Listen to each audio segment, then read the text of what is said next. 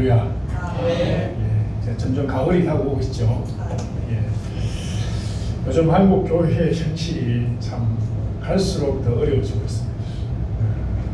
선교와 전도의 측면에서 봐도 교회들마다 참 최선을 다해서 전도하고 프로그램도 만들고 뭔가 해보려고 노력을 하는데 이게 잘 안 됩니다, 사실. 우리 대한민국 국민들의 60%는 종교에 관심이 없다 그래요. 그리고 20대는 더더욱 종교에 관심이 없다. 그 세상이 그만큼 물질주의화 되어져 가고 있고 사람들의 마음을 빼앗아가는 것이 많다는 그런 것이죠. 특히 교회에 다니는 청년들 가운데 44%가 요즘 교회를 안 나간답니다. 그러니까 절반 정도가 나는 기독교인이야 하면서도 교회를 안 간다는 것이죠. 그리고 코로나 이후에 제가 직접 체감하는 것이 뭐냐면은 코로나 전에는 주일날 지하 1층에서 예배드립니다 하고 이렇게 알리면은 가득 찼어요. 가득 찼거든요. 근데 코로나 이후에는 환자들이 내려오는 확률이 3분의 1보다도 더 적게 줄었어요. 안 내려와요. 그럼 환자들이 없느냐? 제가 다 알고 있어요. 기독교 환자들은 입원할 때 교회 다닙니다 체크하면은 다 저한테 다 연락이 와요. 그래서 내가 몇 호실에 누구가 교회 다니는 분인지 제가 다 알고 있거든요. 그 숫자에 비하면은 내려오시는 분들이 너무 적어졌어요. 거의 뭐 안 올 때도 있잖아. 그냥 한 번도 안 오실 때도 있어요. 그러니까 지금 한국 교회가 코로나 이후에 심각한 뭔가 위기 상황이 와 있구나. 성도들 머릿속에 잘못되어진 것이 지금 심어져 있다. 주일학교가 점차 사라지고 있어요. 약 한 15%의 교회에 지금 주일학교가 없어졌다. 미국에도 연간 한 150만 명, 120만 명이 교회를 떠난대요. 연간 120만 명. 엄청난 숫자죠. 자, 이런 위기죠, 위기. 이런 위기의 시대를 살아가는 우리들. 분명히 우리에게 하나님의 사명은 와 있는데 그 사명은 어떻게 이루어가야 할 것인가. 근데 오늘 말씀, 요한복음을 이제 마무리하는 이 말씀인데 이 말씀을 보면서 제가 한 줄기 그래도 역시 이것밖에 없구나 하는 것을 제가 본문에서 보게 되었습니다. 절대로 예수를 믿을 수 없다. 부활하신 예수 절대 내가 믿을 수 없다라고 했던 도마가 최종적으로 나의 주 나의 하나님으로 고백을 했어요. 그러면서 보지 않고 믿는 것보다 보고 믿는 것보다 보지 않고 믿는 것이 더 복되다라는 예수 그리스도의 최종적인 그 믿음에 대한 말씀과 도마의 신앙 고백으로 이 요한복음은 클라이막스 어떻게 보면 내용적으로 끝이 났어요. 근데 21장 한 장이 더 붙었습니다. 이 21장의 역할은 무엇인가? 제가 곰곰이 한번 생각해 보니까 굳이 저자가 한 장을 더 기록한 것은 이제 예수를 믿는 자들에게 주신 하나님의 메시지가 있다는 것이죠. 너희들이 예수 그리스도를 믿었느냐? 그렇다면은 너희들이 이제는 해야 될 일이 있다. 그게 뭐냐면은 그 복음을 네가 믿고 있는 것을 전하는 사명이 너희들에게 있다라고 하는 것을 우리에게 들려주시고 있다는 것이죠. 사실 이 사명을 받는다는 것이 굉장히 부담스럽습니다. 특히나 낙마하고 절망하고 예루살렘을 떠나서 고기 잡으러 다시 돌아가 버린 이 제자들을 다시 불러서 사명을 주신다는 것은 참 예수님 입장에서도 쉽지 않은 일이고 그 사명을 받아서 다시 예수 제자로 다시 예루살렘으로 달려간다는 것도 이것도 제자들에게도 쉽지 않은 일이죠. 오늘 본문을 보면은 제자들의 분위기가 이렇습니다. 읍으로 돌아갔어요. 밤새도록 수고했지만은 그물이 빈 그물이에요. 밤새도록 수고했는데 돌아보니까 통장에 잔고가 별로 없다. 열심히 살았는데 되돌아보니까 남은 게 별로 없는 그런 인생의 모습이죠. 밤이라는 것과 빈 그물이라는 이미지가 이 지금 제자들의 상황이 그렇게 녹록지 않다는 것을 우리에게 알려주고 있습니다. 자, 그런데 여러분, 오늘 본문에 반전이 있잖아요. 제자들이 그물에 고기가 가득 채워지는, 얼마나 큰 고기인지는 모르지만 153마리면 많지는 않은데 그물이 찢어질 정도의 이 고기를 잡았다는 것이죠. 예수 그리스도를 만나기 전과 후의 차이잖아요. 부활하신 예수님을 다시 만나고 보니까 그물이 가득 차는 그런 은혜가 그들에게 있었다. 이 기사를 통해서 저자 요한이 우리에게 들려주고자 하는 말씀은 뭐냐? 굳이 마지막 장면에 고기 잡는 장면을 넣었잖아요. 그죠? 굳이 마지막 21장 마무리하는데 예수님이 세 번째 나타나고 끝났습니까? 아니거든. 40일 동안 계시면서 여러 수십 번 나타나지 않겠어요? 그런데 세 번째 고기 잡는 장면에 그 장면을 마지막 장면으로 요한이 택했다는 것은 자, 우리에게 던져주는 바가 있는 것이죠. 우리에게 던져주는 메시지가 있다는 것이죠. 오늘 우리가 이 참 절망적인 이런 시대를 맞이했습니다. 자, 이런 시대에 빈 그물이 가득하게 되는 그런 은혜와 그런 역사를 한번 체험해보고 싶은데 어떻게 할 거냐는 것이죠. 어떻게 하면 그렇게 될 수 있을까? 자, 첫째는 답이 없어요. 첫째는 무조건 은혜를 회복해야 된다. 은혜를 회복해야 돼. 그것 말고는 답이 없어요. 예수님이 지금 그 은혜를 회복시키려고 지금 오신 거야. 예수님이 여기 나타나신 목적이 제자들을 다시 회복시킬, 처음에 예수 만나서 눈물 흘리면서 회개하면서 너무 기뻐하고 감사하고, 야, 정말 하나님 살아계시구나, 내가 어떻게 예수를 믿었을까라고 감격했던 그 시점으로 지금 제자들을 지금 돌아가도록 만들어요. 요즘 우리 한국 교회 현실이 여러분 어떻습니까? 사실 굉장히 외형화되어졌고 아주 고급화되어졌어요. 교회가, 성도들도 아주 고급스럽게 변했어요. 고급스럽게. 사실 저도 예전에 부목사를, 서울에서 큰 교회에서 부목사를 하면서 항상 전도사 때부터 출신 교회부터 크니까 늘 그것만 봐왔어요. 이게 교회인가 그렇게 한번 봐서. 근데 담임 목사로 처음에 딱 나왔는데 이 교회가 선교단체가 중심이 되어서 개척하는 어떤 그런 교회예요. 교회는 외형적으로 커졌어. 근데 가보니까 예배는 고등학교 강당에서 예배를 드리고 상가 건물을 빌려가지고 거기서 뭐 새벽기도도 하고 일반적인 건 거기서 하더라고요. 근데 화장실이 너무 열악해요. 화장실이 딱 교회 안에 2개밖에 없어. 성도들은 몇백 명 되는데 화장실이 계단 올라가는 계단에 2층 계단에 화장실 하나 있고 3층 계단에 화장실 하나 있어요. 담임 목사 뭐 목양실도 없어. 그냥 사무실 한쪽 편에 그냥 한쪽 구석에 책상 하나 있고. 그러니까 제가 굉장히 좀 실망을 많이 했죠. 야, 여기서 이거 뭐 되겠나 이런 생각. 그런데 중요한 것은 그 성도들이 굉장히 헌신적이었어요. 제가 지금까지 그렇게 헌신적인 성도도 사실 본 적이 없어요. 중고등부 선생님들은 저녁이 되면은 학교 앞에 가서 기다려요. 애들 토요일 저녁에 기다려가지고 애들 차에 딱 싣고 교회를 딱 데려가요. 그래서 막 닭도 삶아서 먹이고 애들 막 그렇게 돌보더라고요. 야, 이분들이 어떻게 이렇게 열심히 할까? 물론 그 교회 모태가 선교단체이기 때문에 그분들은 남들은 열심히 있는 건 틀림없어요. 제가 적응을 못하겠어요. 그리고 한동안 제가 그분들을 이해를 못했어요. 왜 이런 교회에 와 있는지 사실은 이해를 못했어요. 이 좋은 교회들 그렇게 많이 있는데 이 환경이 이렇게 열악한데 여기 와서 이렇게 하고 있을까 몰랐는데, 제가 지금 그러니까 지금부터 한 25년 지났죠. 거의 30년 가까이 지났는데 지금 시점에서 제가 그분들 생각해 보면 그분들이 참 헌신적인 그런 성도들이었구나. 야, 어떻게 그런 분들이 계실 수 있었을까? 그런데 그분들은 한 가지 분명히 뭐냐면 사명감이 있어요. 사명감. 그 교회가 선교 중심으로 해요. 교회는 작은데 선교사를 온 세계에 많이 파송해놓고 교회의 모든 것을 그 선교에 후원하고 있더라고요. 그래서 그러니까 거기에 사명감을 가진 사람들이 온 거예요.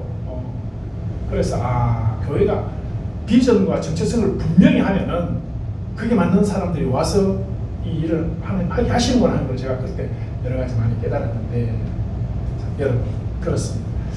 은혜는 환경이나 여건이 있지 않아요. 분명히 그렇습니다. 그런데 요즘 우리 한국 교회는 멋지게 건축해놓고 인테리어 그죠? 아름답게 해놓고 말이죠. 화려한 조명 불빛 앞에서 오케스트라의 반주에 맞춰가지고 세련되게 쫙 예배를 드려요. 예배는 막 굉장히 세련되게 드리는데, 드리고 나면은 오늘 도대체 무슨 말씀을 들었나? 오늘 하나님께서 나한테 뭐라고 하셨고 나는 하나님을 정말 만났는가? 이거에 대한 가장 중요한 게, 예배의 가장 중요한 것은 하나님의 말씀이거든. 하나님을 내가 오늘 말씀 나온 데서 만났는가? 하나님 나한테 뭐라고 말씀하셨는가? 이건데 이게 잡히지가 않아요. 그냥 화려하게 뭘 하긴 한 것 같은데 남는 게 없는. 그러면 지금 예배 잘못 드리고 있는 겁니다. 심지어 귀신 들린 사람이 그 교회에 가서 앉아서 예배를 드렸는데 전혀 불편하지가 않아요. 귀신 들린 사람이 예배 드리면 불편해야 돼, 안 해야 돼요?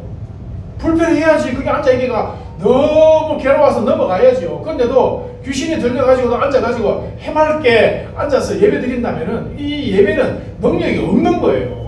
그 귀신이 반증해 주는 거야. 예수님께서 회당에 가셨을 때 귀신 들린 사람이 바로 알아보고 사건이 일어나잖아요.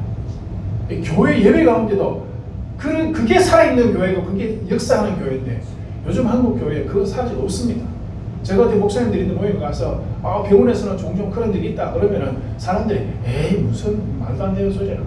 선교지에서나 그런 일이 있지 요새 교회에서 그런 일이 일어나냐고.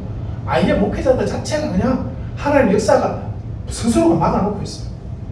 그러니까 예배는 그냥 주일마다 예배 시간 닥치니까 그냥 예배 드리는 건 뿐이고, 그 예배 가운데 역사가 일어나고 능력이 일어나기를 기대하는 목사님들이 많이 지금 찾아보기가 어려우시다, 그런 것 같습니다.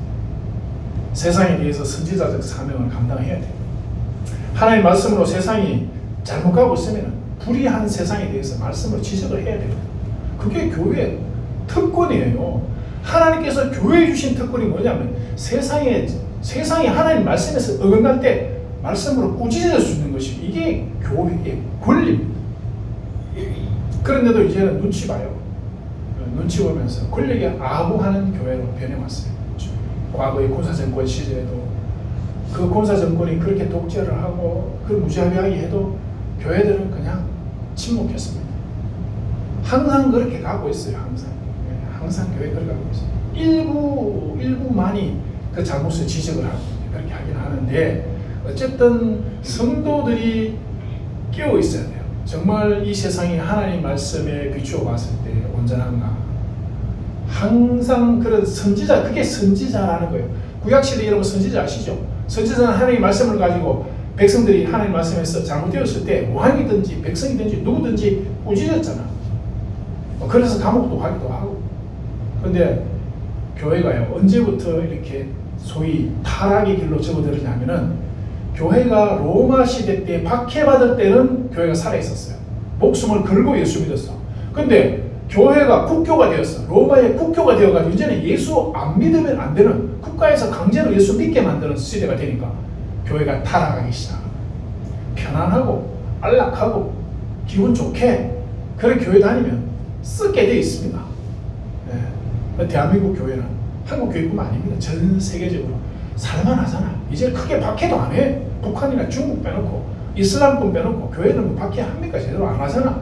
그러니까 교회의 선을 완전히 넘어버렸어요. 엉뚱한 이상한 동성애자들한테도 막 목사 안수로 해대고 이제 완전히 갔어요. 자, 이럴 때 여러분들이 정신을 차려야 돼요. 세상이 지금 하나님 말씀에서 얼마나 어긋나져 있는가 하는 것을 알고 비판할 줄 알아야 돼요. 그런데 그렇지 못하고 있다. 왜 그러냐면은 어떻게 보면은 이제 완전히 타락, 낙심, 좌절했어요. 포기했어요. 뭐 해봐야 안 되니까 포기했겠지. 자, 그런데 예수님은 그런 제자들을 깨우러 오신 거예요. 일깨우러 오셨어요. 9절부터 14절을 보면은 숯불을 피워 놓으시고 떡과 생선을 준비해 놓으시고 제자들에게 와서 먹으라. 회복시키시는 거죠. 예, 격려 격려하시는 것이고 희망을 주시는 것이죠. 떡과 생선을 준비하시고 위로하시는데 어디서 많이 본 장면이 거기 있습니다. 예수님께서 고기가 좀 있느냐? 배 오른편에 그물을 던져라. 그랬더니 배 오른편에 그물을 던졌더니 찢어질 정도로 고기를 잡았다. 이거 여러분 어디서 본 장면 아니에요? 어디서 본 장면이에요? 공관복음에 가보면은 앞부분에서 예수님이 베드로를 처음에 사명자로 부르실 때 거의 비슷한 장면이 등장합니다. 어떤 사람들은 자유주의 신학자들은 그 앞에 그 장면을 여기 가져와서 다시 이렇게 기록했다 이렇게 주장하기도 하는데 뭐 그럴 수도 있겠지. 그러나 그거보다는 오늘 이 본문의 저자의 의도는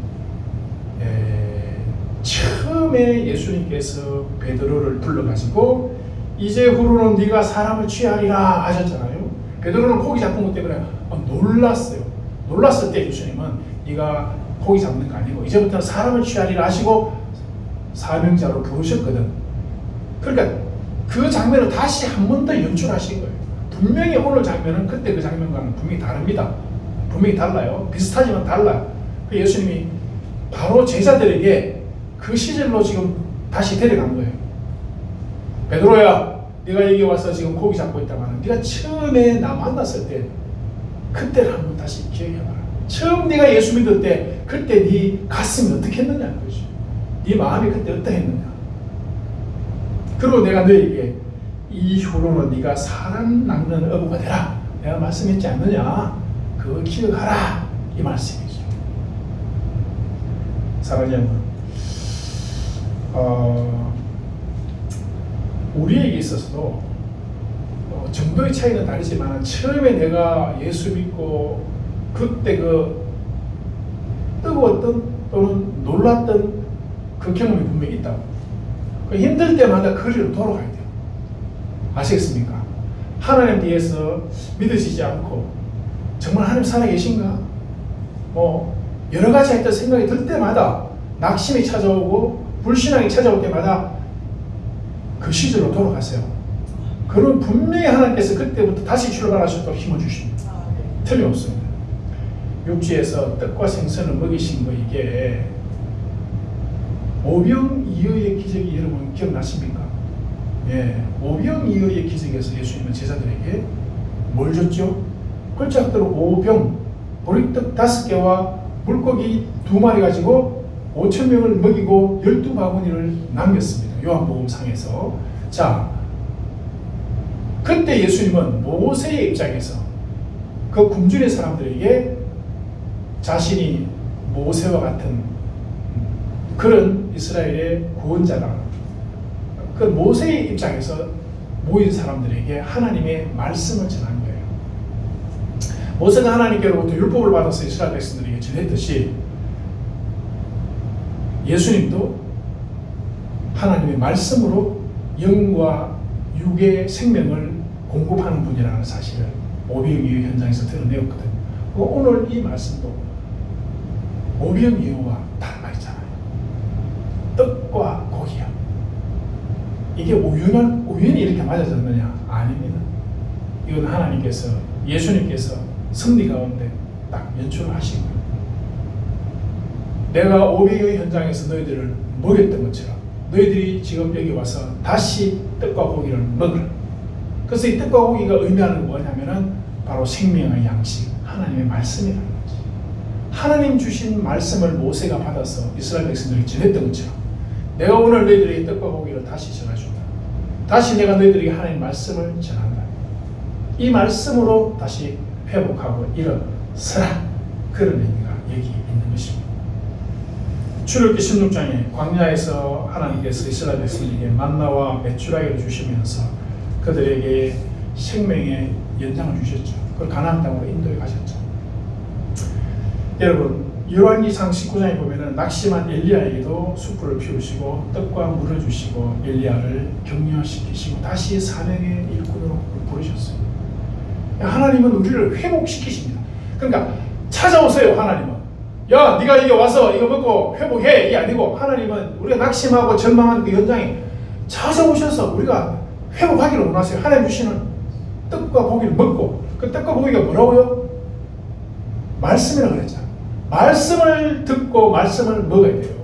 다른 게 없어요. 다른 거 그 무엇으로도 회복될 방법이 없습니다. 여러분. 교회에서 여러분 내 돈을 1억씩 주면 회복되겠어요? 되겠지. 한순간 기분 좋겠죠. 그러나 서운하면 뭐합니까? 필요 없어요. 말씀이야. 그래서 말씀을 차려놓고 와서 먹으라는 거죠. 그래서 오늘도 여러분 하나님께서 이 예배를 여기에 여시고 여러분들을 부르시고 말씀을 들으라는 거예요. 말씀을 듣고 이 말씀을 먹으라는 거예요. 그래서 회복하라는 거야. 정말입니다 여러분. 이거는 제 얘기가 아니에요. 제 얘기가 아니고 제가 100% 이거는 막 100% 아니고 5만 % 여러분들이 약속할 수 있습니다. 여러분들이 말씀을 읽고 말씀을 묵상하고 말씀을 사모하면 분명히 그 말씀이 여러분들을 회복시켜 줍니다. 일어서게 해주고요. 알겠습니까? 제 얘기 아니야. 제 말은 듣지 마세요. 제가 하는 말 중에 성경에 어긋나는 얘기가 있거든. 그건 듣지 마시고 흘려 보내세요. 그러나 성경에 있는 말씀은 제가 하거든. 여러분 아멘으로 받아들이시면 돼요. 저는 병원에 사역하면서 자 정말 이 말씀이 뭘까 고민 많이 해봤어요. 말씀이 뭘까 고민 많이 했는데 그 말씀이 바로 하나님이셔요. 알겠습니까? 말씀이 하나님의 임재하심이에요. 제가 말씀을 대언하고 있잖아요. 제 말은 하나님 말씀 아닙니다. 저는 이 말씀에 그냥 대언하는 사람일 뿐이에요. 그래서 이 말씀을 여러분이 하나님 말씀으로 듣고 아멘 하면은 하나님의 그 임재하심이 여러분 심령 가운데 역사한다니까.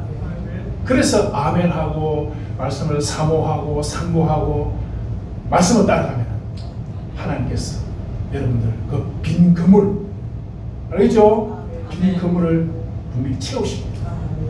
그렇게 될 줄 믿습니다. 그렇다면은 이제는 두 번째 그 들은 말씀에 대해서 순종해야 되겠죠. 예수님 뭐라 그랬어요? 그물을 어디 던지라고? 오른편에 던져라.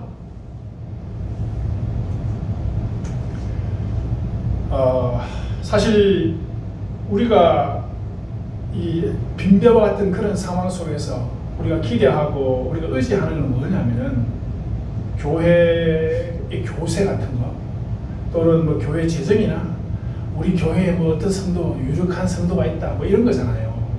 내가 보면 대개 보면 성도들이 그런 거 가지고 프라이드를 삼는 분들 계세요. 진짜 참 한심하다. 하나님 교회 와서 하나님은 생각 안 하고 쓸데없이 머릿속에 도대체 뭐가 들었나. 제가 병원에서 있었던 일입니다만 어느 분을 신방을 갔어요. 이분을 만났는데 병원의 환자들이 목사님을 만나면은 목사님 제가 이렇게 입원했습니다. 기도해 주세요. 이게 그냥 교과서적인 거지만은 사실 그게 정답이에요. 제가 그분들 만나서 뭐 하겠습니까? 기도하고 말씀 나누고 위로하고 그게 정답이거든. 그런데 이분은 저를 보자마자 자기 교회 자랑을 하더라고. 교회 자랑하는 것이 좋아. 할 수 있어. 그런데 자기 교회에 뭐 이런 사람이 있고 저런 사람이 있고 이 얘기를 자꾸 저한테 하는 거야. 제가 말씀을 전할 틈을 안 줘요. 계속 그 얘기한다. 내가 하하 이분은 도대체 이거 하나님 필요 없는 사람이네. 그래서 제가 예 알겠습니다. 예 하고 잠깐 기도하고 나왔어요. 그러면 안 갔습니다. 가고 싶은 생각이 이만큼도 안 드는데 내가 왜 찾아가겠어요? 말씀을 들을 준비가 전혀 안 돼 있어요. 하나님이 아예 없는데 뭐 내가 찾아가본들 뭐 피곤하죠. 안 갔어요. 한 1년쯤 지났는데 이분이 다시 입원했더라고. 예, 병원에 안 오면 또 오게 됩니다. 예, 단골이 되게 돼 있습니다. 60이 지나면 자주 오게 돼 있어요. 또 만났어. 좀 변했는가 싶었는데 똑같아. 똑같아. 또 보자마자 또 막 우리 교회 장로님 있는데 이분이 뭐 누구고 내가 누구라고 얘기하면 여러분 금방 그 교회를 알 수가 있기 때문에 내가 말 안 하겠어요. 누가 있는데 그래 참 진짜 교회에서 교육을 잘못시켰나. 이분이 원래 이런 분이 그래요 알겠습니다 하고 막 땡 안 가요. 제가 마음이 안 열리는데 뭐 만나고 싶은 생각이 안 들잖아요. 제가 이 얘기 왜 하냐면은 그 성도들뿐만 아닙니다. 목사님들도 보면은 세상적인 감투를 쓰고 뭔가 사람들 앞에서 세상적인 어떤 모습으로 이렇게 유력한 사람이다, 내가 이게 뭐 드러내고 싶어하는 그런 경우도 사실 많이 있는데, 여러분 이거 안 돼요. 이래가지고는 안 됩니다. 시편 127편 1절에 보면은 여호와께서 집을 세우지 아니하시면 세우는 자의 수고가 헛되다 그랬습니다. 여호와께서 하셔야 돼요. 하나님이 하시는 것이지 뭐 우리가 사실 뭘 한단 말이에요. 우리는 심부름꾼에 불과한 거예요. 하나님 감동 주시면 그냥 순종하고 가는 것밖에 없어요. 그냥 순종하면은 하시는 일은 하나님이시에요. 하시는 일은 하나님이시에요. 저는 지금까지 제가 목회하면서 제가 깨달은 그거예요. 내가 뭐 하려 해서 되는 게 없어. 하나님이 갖다 놓고 그냥 하나님 하시더라고. 나는 그냥 거기 그냥 인내하면서 버티기만 하면 돼요. 내가 버티면 하나님께서 그냥 알아서 해나가시더라고. 그렇습니다.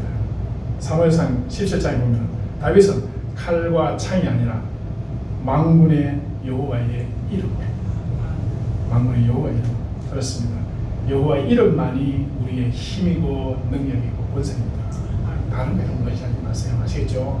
학력, 어떤 목사님은 가니까 교회에서 방송이 나오는데 우리 목사님은 설교학 박사님이고 저기, 내가 이 교회도 장사가 진짜 안 되는가 보다. 목사, 설교학 박사라는 자랑을 계속 해내고 있어요. 설교를 잘하는 것 같으면, 은혜가 되는 것 같으면 그 얘기 안 해도 됩니다, 여러분. 무슨 말이겠죠? 안 해도 돼요. 들어보면 알거든. 목사님 정말 말씀 잘 전하시는구나. 알고 보니까 설교학 박사예요. 역시 대단해. 뭐 이렇게 가야 맞는 것이니. 그냥 뭐 오자마자 막 내가 이 교회 성도들은 상당히 영적 양식이 배고프겠다, 그런 생각을 제가 했는데, 여러분 그렇습니다. 그런 거 다 필요 없어요. 사도 바울은 뭐라고 그랬습니까? 날마다 뭐 한다 그랬죠? 그렇죠. 날마다 죽는다 그랬거든. 날마다 죽노라. 왜 죽어야 돼요? 내 뜻이 아니라 아버지의 뜻, 하나님의 뜻, 하나님께서 사명자로 부른 그 뜻을 해 가려면은 내가 죽어야 돼요. 사실 내가 죽어야 돼요. 내가 살아있으면 답이 없습니다. 여러분, 그래서 결국은 내가 사는 것은 그리스도와 함께, 그리스도 안에서 살아가는 거다. 바울이 그렇게 최종적으로 고백을 하잖아요. 이런 삶이 우리에게 필요합니다. 예수님께서 여러분들에게 오른편에 던져라 하면 여러분 그냥 오른편에 던지세요. 아시겠죠? 뭐 토다지 마세요. 이런 꿈 저런 꿈 하나님 앞에서 그런 건 아무 소용이 없습니다. 여러분보다 하나님이 훨씬 더 많이 아십니다. 훨씬 더 뛰어나신 분이시고 하나님이 능력자시거든요. 내 생각으로 하나님의 어떤 판단하려고 하지 마십시다.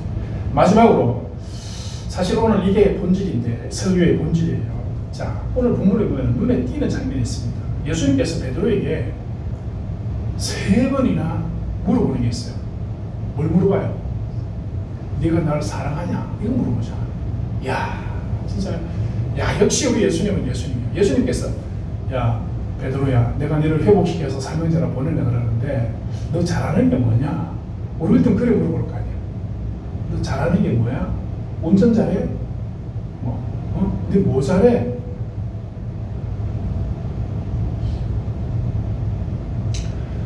물론 능력 있으면 좋지요. 능력 있으면 좋습니다. 좋은 지식 가지고 있으면 좋고, 좋은 기술 가지고 있으면 좋고, 좋죠. 주의를 하는데 그보다 더 좋은 게 어딨겠어요. 그걸 통해 가지고 성격할 수 있고 다 좋아. 근데 어떻게 보면 그거보다 더 중요한 것은 또 성실한 거 아니겠어요? 성실하게 주의를 잘 할 수 있는 성실이 중요하죠.